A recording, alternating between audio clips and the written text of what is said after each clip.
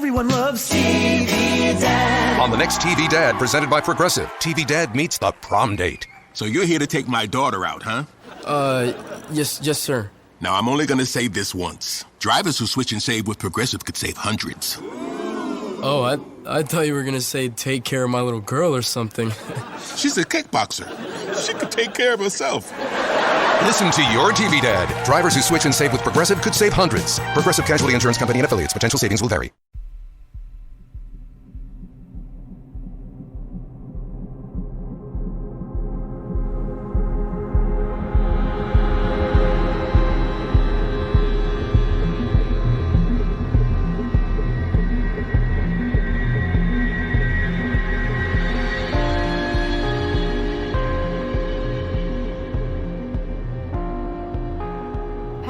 Welcome to mini episode 130 of Real Life Ghost Stories, and I have 4 spooky stories for you today, and the last story comes from the 8th of June 2021, and story number 1 comes from Chloe. The first incident happened when I was around 7 years old. Me and my parents had moved into a new home. I believe the property was built in the 50s or 60s, but it's worth noting the lady who had lived there prior to us was elderly and had passed away inside the house in her sleep. It was around 2 a.m, and on a shelf in my new bedroom I had a toy Cinderella castle, that if you pushed a button located on the front, music would play from the castle and the characters would spin around.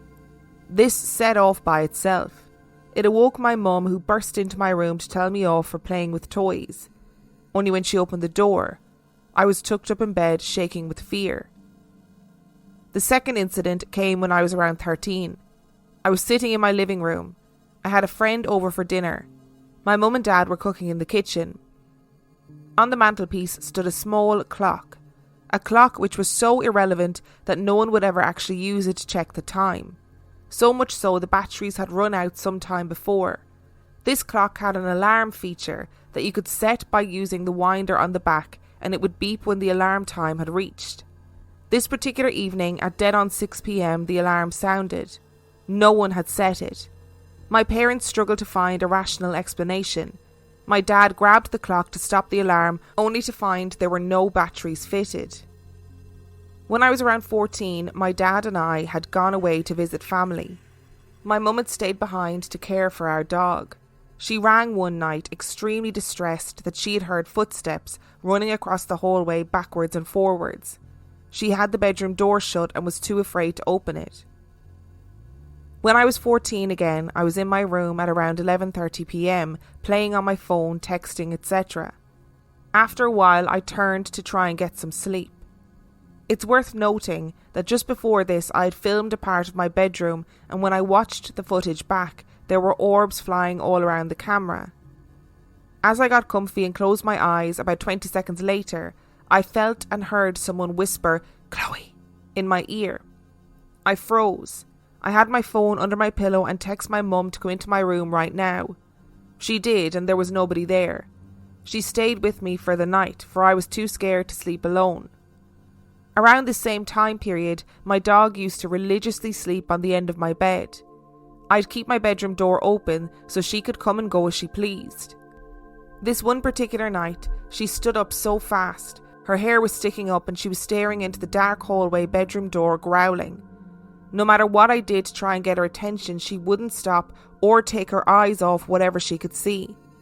After a few minutes, she laid back down while staring into the hallway.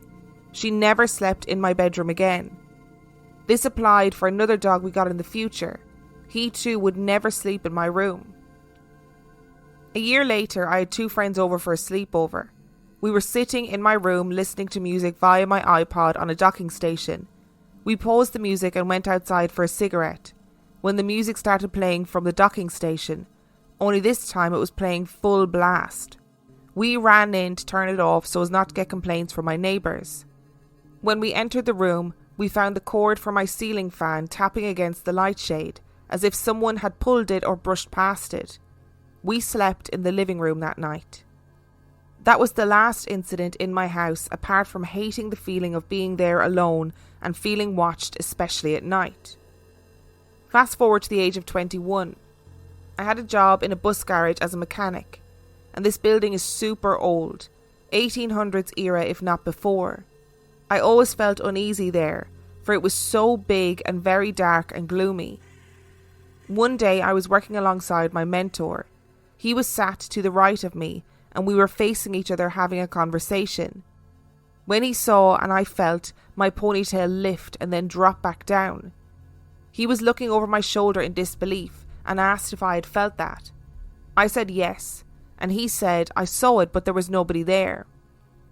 This was not caused by a breeze or anything, as we were far from the door and there were no windows. A few weeks later, we were working under a bus. We had pits at this garage, long pits, so you were able to work the length of a bus from underneath. Again, I was with my mentor when out of the corner of my right eye I could see someone standing. I turned to look to see a man in uniform similar to an old school policeman. I asked my mentor if he could see the man, and he said no, and when I turned back he was gone. After this I looked up the history of the building. It turned out it was once used for a circus arena in the 1800s. There were still chains hanging from the walls and hooks in the floors for elephants and bears.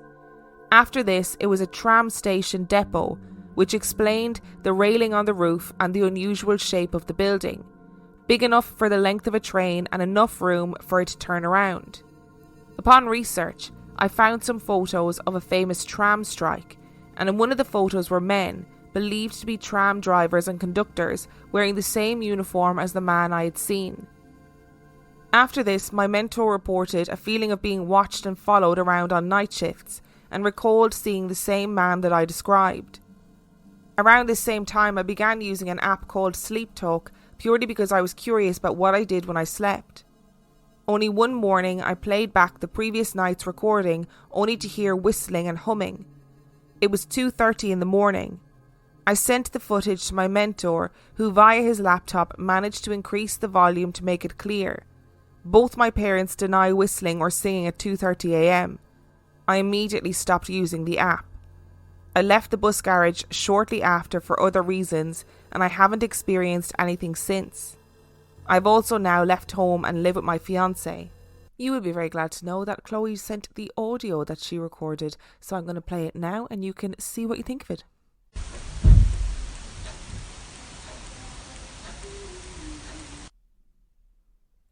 There's so much going on here with the electronics, the technology. Electronics, I don't know if electronics is the right word, but at least the technology in this house, there's so much going on that I would also be shitting myself, but I would be more shitting myself in that old depot if something tugged my hair or like picked up my hair and let it drop again. That gave me such heebie-jeebies even thinking about that, if something lifted up my ponytail. That doesn't happen with the wind. You know, I don't have very much hair, but I can tell you that lifting your ponytail up and dropping it again does not happen with the wind. No way. How interesting though is it that in that depot there was that famous tram strike. It was the Battle of Lewes Road, in case anybody wants to look it up, and that you saw one of those men who obviously his memory or his echo or whatever is still knocking around in that place. And story number 2 comes from Anonymous. Whatever is going on in my house is definitely centred around my parents' bedroom. No matter what, it always links back there. One of my first memories of living in that house is this strange and all-consuming fear we both had about going up the stairs. It didn't matter if it was in the middle of the day or the evening, it was always just unthinkably terrifying. My mum would ask me to go upstairs to fetch something, or I would need to go up there to go to the toilet, and I would be overwhelmed with fear to the point of tears. I can't explain why, but it was like this feeling that someone else or something else was up there with you, right behind you. I felt like I was on a time limit, rushing around to get to the toilet and get back downstairs before the end of my time ran out and whatever was up there would get me. Then my nightmares started. They were always the same. I had horrible dreams of a woman who lived in my parents' room, the room across from mine, who would stand by my parents' window and watch me. In these dreams, the old woman would dare me to do things, really awful things, and if I didn't do them, then I knew she would kill me. I was about 6 or 7 when these dreams started, and very innocent for my age, so I don't know where these ideas came from. My nightmares got so bad that my mum eventually decided to do something. She showed me this old gold cross that she'd been keeping in her dressing table and told me that she and my dad had found it when they first moved into the house, under the floorboards in my sister's room. Neither me nor my sister are religious at all, and my parents aren't really either. But my mum put the cross on a ledge above my door, and just like that, the nightmares ended. I never had them again. Years and years later, probably around 10 years later, my grandma, who also lived with us and is very religious, was listening to me and my sister tell her about these strange stories we had around the house. When I told her about the cross, she gave me another one, and said she'd got it from a friend who actually visited and got it from Jerusalem. I didn't think anything of it, and shortly after went up to the toilet. As I did, I noticed something shiny on the floor. It was the gold cross. The cross that for about 10 years had never fallen down or moved or anything. And I must note, there were no windows open upstairs or downstairs. I had the strangest feeling as I put the cross back above the door and proceeded to give the other cross back to my grandma. The activity in the house always started whenever there were renovations in my sister's room. Footsteps in the attic, things that fell over, or electronics playing up. Another of the more notable experiences is the time my sister and I watched my dad walk into his room. She had just come out of the bathroom, and I was walking down the stairs, and we both saw the shadow of my dad walking into his room. My sister called to him, and he ignored her, walking straight into his room, which was odd because the lights were all off. Confused as to why he was ignoring her, and finding it a little funny, I paused on the stairs while she followed him into the empty room to ask her question. She turned on the light, and of course the room was empty. I'd never run down those stairs so fast in my life. I've many more stories from this house, and I've never been anywhere since then that had this feeling of dread. As me and my sister got older, we are both now in our 20s, we still talk often about the strange occurrences in that house.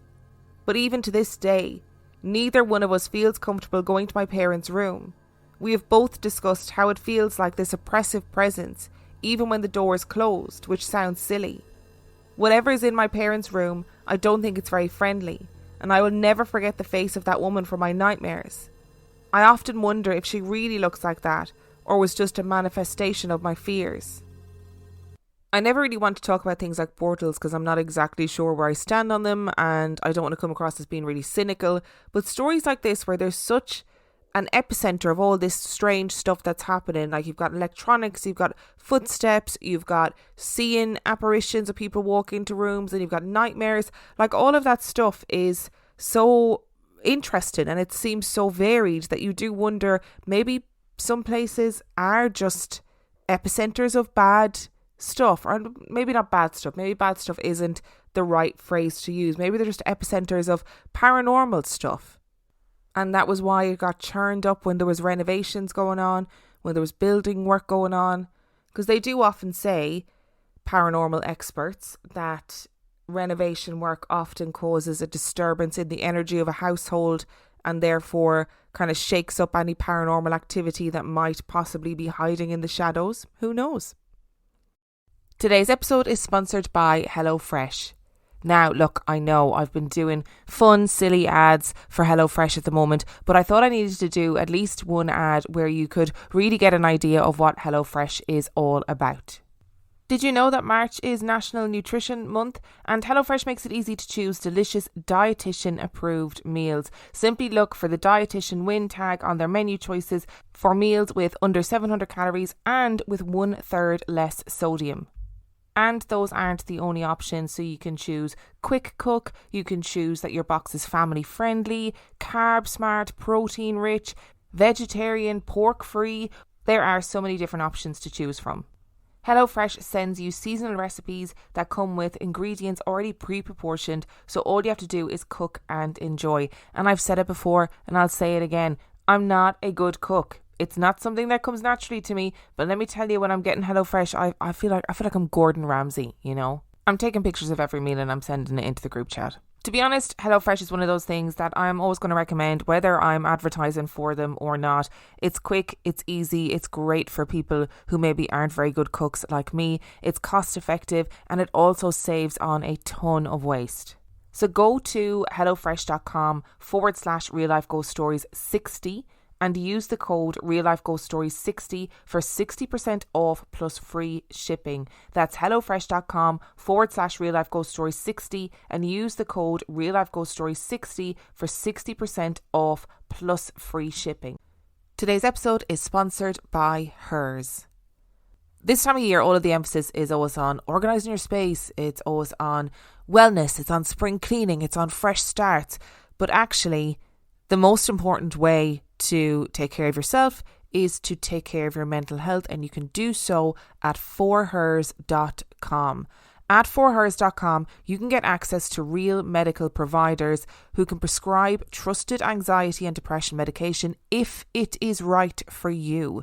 The process is 100% online, including unlimited check-ins, provider messaging and support along the way. Plus, to make things even simpler, you can get your first month of treatment for just $25 if prescribed.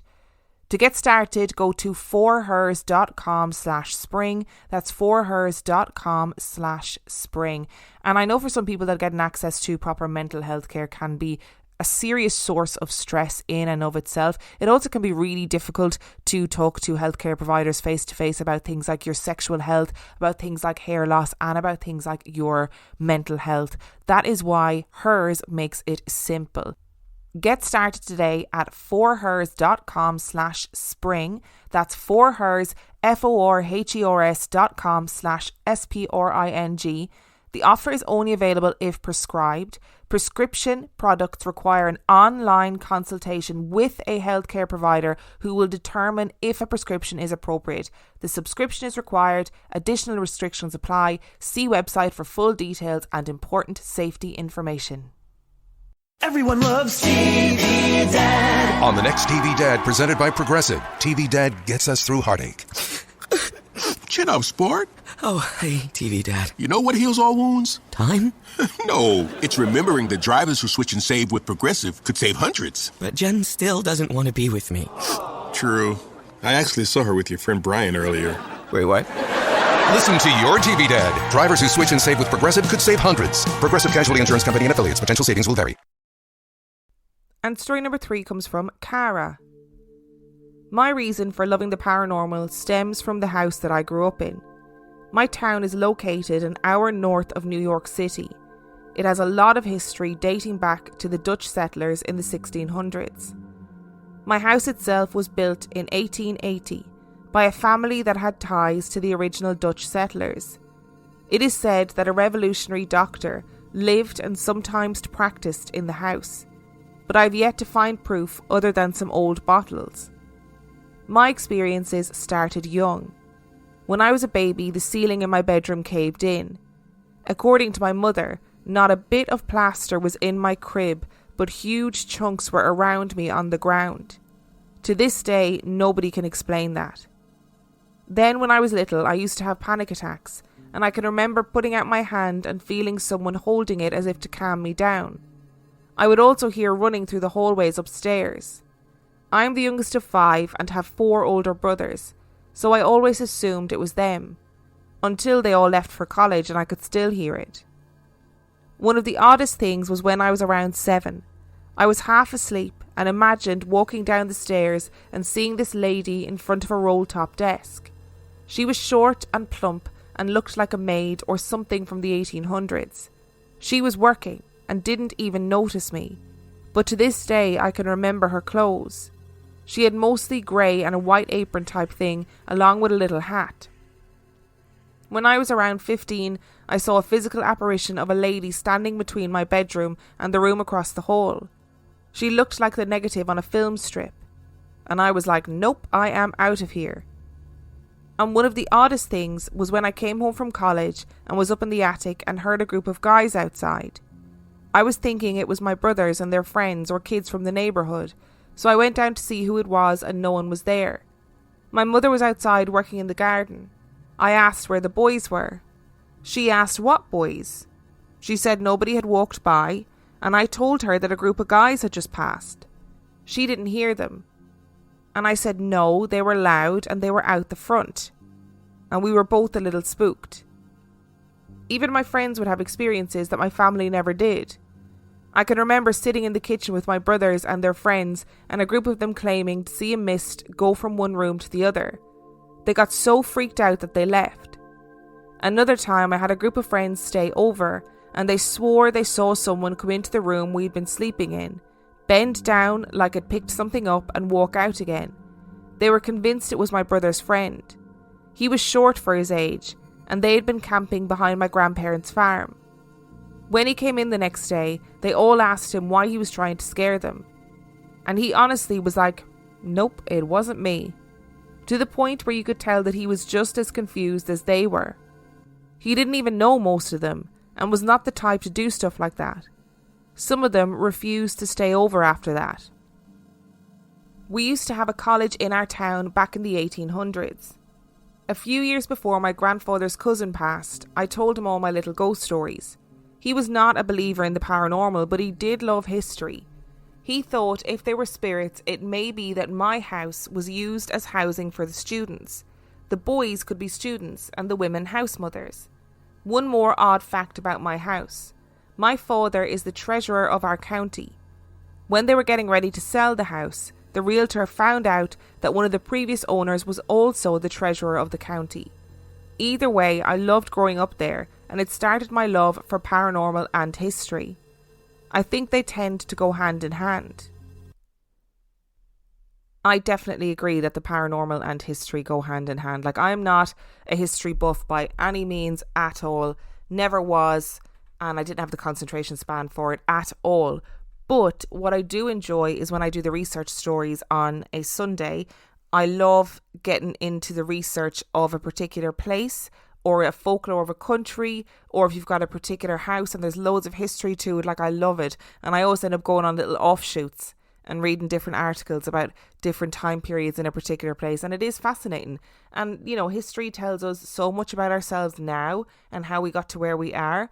And it is fascinating to have these villages and towns that are so steeped in history that seem to somehow echo all of the things that happened many, many years ago, and seemingly like mundane things, like a group of boys passing by or a housemaid going about her work. Like, all of those things are pretty mundane, but yet they are somehow echoed throughout time. I remember speaking to the owner of Leap Castle, Sean Byrne, I think his name is, and speaking to him about one of the first times that he saw one of the ghosts in the castle who he believes was a nanny, and they got so used to seeing her that she became almost like another member of the family, or at least another person that lived in the household. But they would just see her going about her daily chores. She never interacted with them. She never tried to scare them. They never woke up to her like watching them sleep or anything like that. She would just be bustling around the kitchen area, and they'd see her like bending over, stoking the fire, and then she'd be gone. So I think it does happen that, you know, you end up with people who have spent their whole lives somewhere, or pivotal parts of their lives that just echo throughout time. And story number 4 comes from Noelle. The summer my friends and I graduated high school, we spent the whole summer together trying to optimise time before a few of us moved away for college. I don't remember who brought it up, or how it even became an idea, but the 4 of us ended up with a Ouija board. We started off by bringing the board around to known haunted places outside the town that we lived in, local cemeteries, and even outside of our high school, where we heard multiple stories from teachers and custodians about the place being haunted. After getting bored of the same few locations, my friend Taylin suggested we try and use it at her house. She had used the Ouija board previously with her sister, her younger brother, and a few other friends a couple of years prior, and told us the planchette moved before their fingers could even follow it. We all willingly agreed to go to her house and use the Ouija board in her dining room. All 4 of us, and Taylin's sister joined the session. After the first question, is there anyone there? Without hesitation, the planchette moved from under our fingers to answer yes. We asked more generic questions that we had asked before, and it would answer them. The whole time I had the creepiest feeling that this 10-foot tall being was standing behind me. I could not ignore how creepy this feeling was. I told my friends I had this really unsettling feeling, and then while no one was speaking, the planchette slowly started moving in a figure of 8 pattern. Obviously, we knew this wasn't good, and for some reason I said, "Show yourself." Everyone looked at me like, "Noelle, what the actual fuck?" And the planchette moved to goodbye. I couldn't explain why I said it. I don't even remember thinking about saying the phrase, it just happened.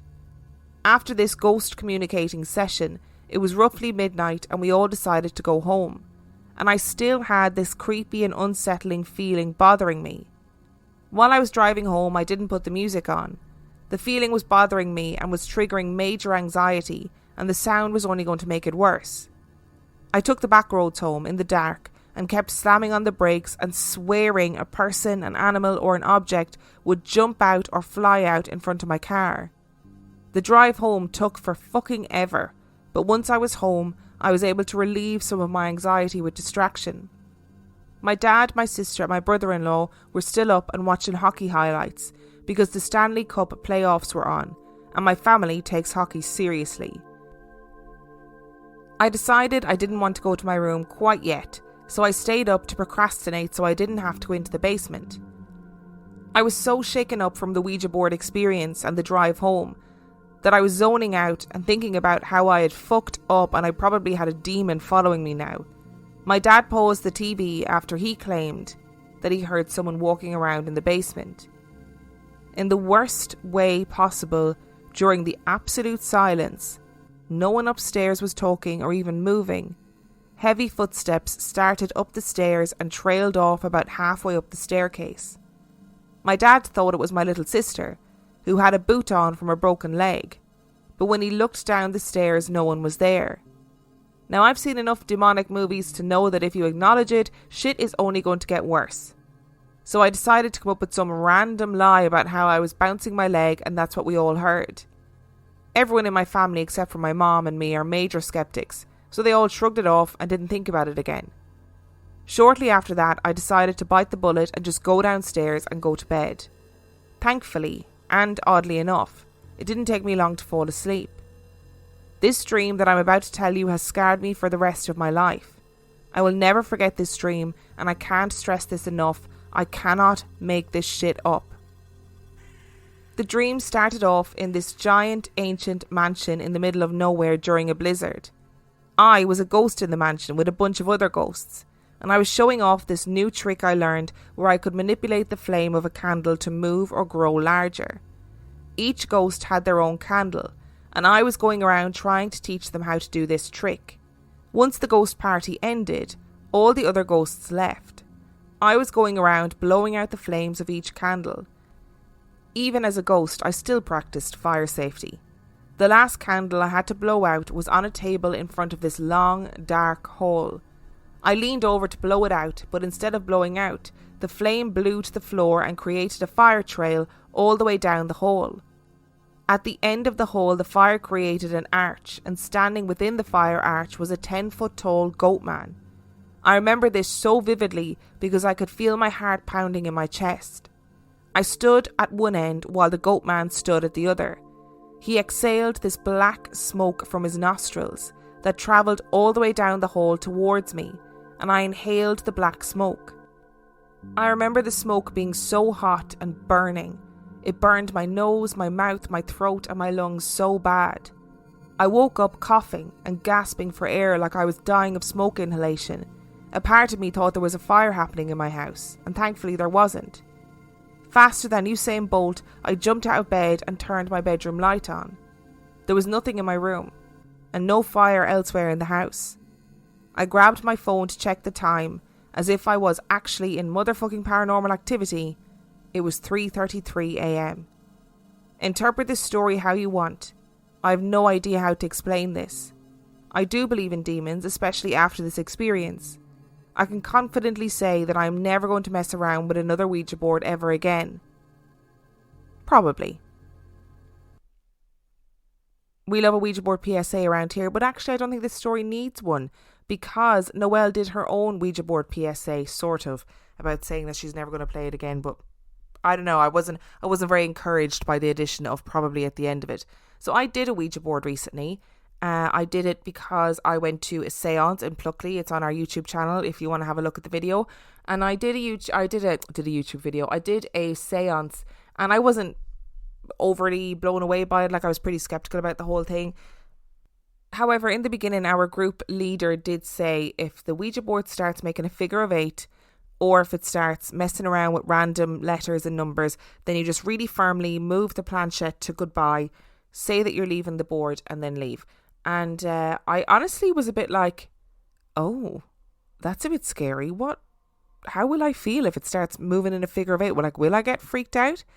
It didn't, luckily, thankfully, because I think I would have just shit myself if that had happened. Noelle, if you play the Ouija board again, you need to let me know. You need to let me know how it goes, if the Goatman returns. If I had a dream like that and woke up and it was 3:33 and the Goatman had been in my dreams and I had felt him when I was playing the Ouija board, I would not be best pleased, to be honest. I would be pretty freaked out. I would try and be hardcore about it, but I would be pretty freaked out. Thank you to Chloe, Anonymous, Cara and Noelle for sending in your stories. Remember, the last story came from the 8th of June 2021. If you want to know anything about Real Life Ghost Stories podcast, you can find out everything you need to know on reallifeghoststoriespodcast.com. And on that note, I shall see you next time.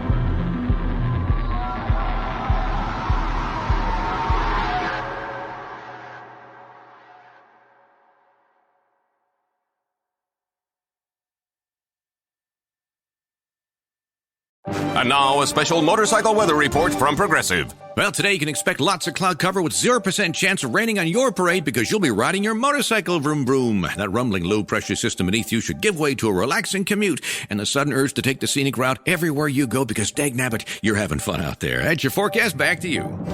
This has been a special motorcycle weather report from Progressive, where every day's a beautiful day to ride with coverage from America's #1 motorcycle insurer. Get a quote today and see what you could save. Progressive Casualty Insurance Company and Affiliates.